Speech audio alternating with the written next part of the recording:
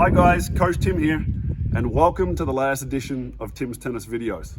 I'm very excited today because today we're going to be going over the volley and the overhead, which most of you know I'm very passionate about. If it was up to me, there'd be no ground strokes in tennis and we'd be at the net all the time. Today we're going to be going over the transition volley, we're going to be going over the scissor overhead, we're going to be combining those two exercises into one, and then we're going to be finishing up by shortening the distance of it so that we're going to be doing a volley followed by an overhead. So without further ado, let's go ahead and get started. Okay guys, before we go over the details, I'm just going to have Dylan demonstrate the drill. This is the transition volley, okay? Go ahead, Dylan. So you notice he's hitting alternating volleys moving forward. And then he'll do his between point ritual on the way back. All right, let's go over the details real quick. This is the most important part. So obviously the drill starts with a split step. You'll notice how wide and low his base is though, right? And it's a great athletic triangle. Now we've talked about this in other videos, so I just want to point that out. If I was to draw a line between Dylan's foot and his head and his other foot and then back to his initial foot, you'll notice that's a triangle, and that's a position we're always trying to keep in tennis. Novak Djokovic is probably the best I've ever seen like that, but that's how you ensure that you're on balance all the time.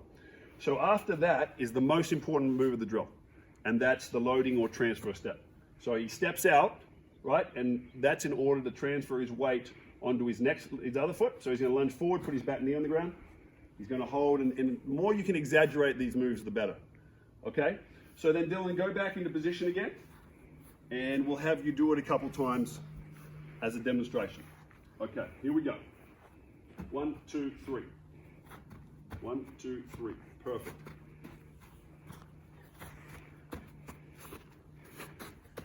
Because that transfer step is not necessarily natural, I like to count out loud just to make sure we're getting that in there.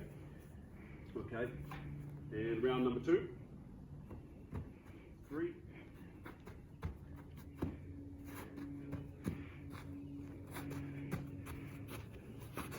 Great. Okay, moving on to the overhead, we're going to get onto the details straight away. Okay, so obviously you start with a split step because in reality you have to be ready for a volley or an overhead. After that, you're going to do a drop step back and your hands are going to go up. Then you're going to do one crossover step, and then you're going to plant your dominant leg and then jump onto your other leg. Go ahead, Dee. Fantastic. We're going to do that again because that's actually a pretty tricky move. So start with a split, drop step and hands, one crossover step, then plant the dominant leg and jump on to your non-dominant leg, okay? Now for the drill, he's actually going to do multiple ones of those backwards, and then he's going to do his between point ritual coming back this way, okay? So go ahead, Dee, demonstrate the drill. Split, drop, cross, bang. Split, drop, cross, bang. Split, drop, cross, bang. Then the ritual moving forward now. And we'll go ahead and do that one more time. Split. Beautiful.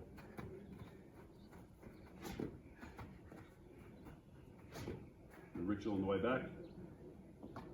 Tap the log and then the ritual on the way back. One thing I like about the way Dylan does this, he does it really realistic. Okay, so it's like he's actually hitting a tennis ball, and that's really important. After you learn how to do it, because that may take a little time, you want to make it as realistic as possible and pretend like you're actually hitting a tennis ball. Okay?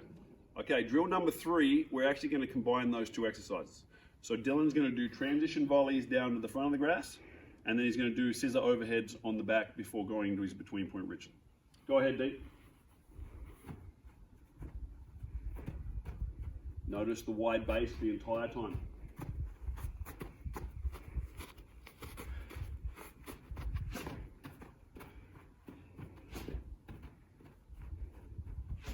Right, then he's into his ritual again. This time, that's pretty intense exercise. So I'm going to have him do a little bit longer ritual now to recover from that, so that he can keep the quality up. And we're straight into it again.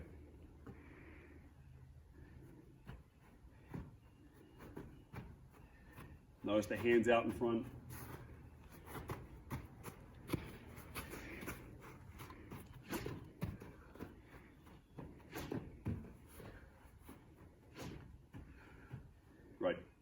Okay, the last exercise today is going to be a volley followed by an overhead. So now there's not going to be a lot of movement in between. It's just going to be go forward, hit a volley, straight into an overhead. So we're going to do a forehand volley followed by an overhead, and then a backhand volley followed by an overhead, and we're going to go through that twice. Go ahead, D.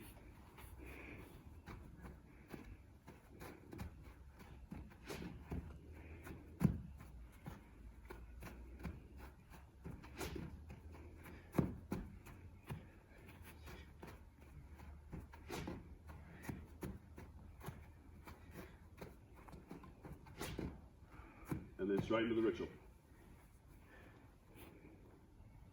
If you do these exercises well, they are a really, really good workout. And when we get done with this video series, we're going to put a bunch of them together. So not only are you working on your technique, but you should be getting a good workout at the same time. Go ahead, D, let's go one more time.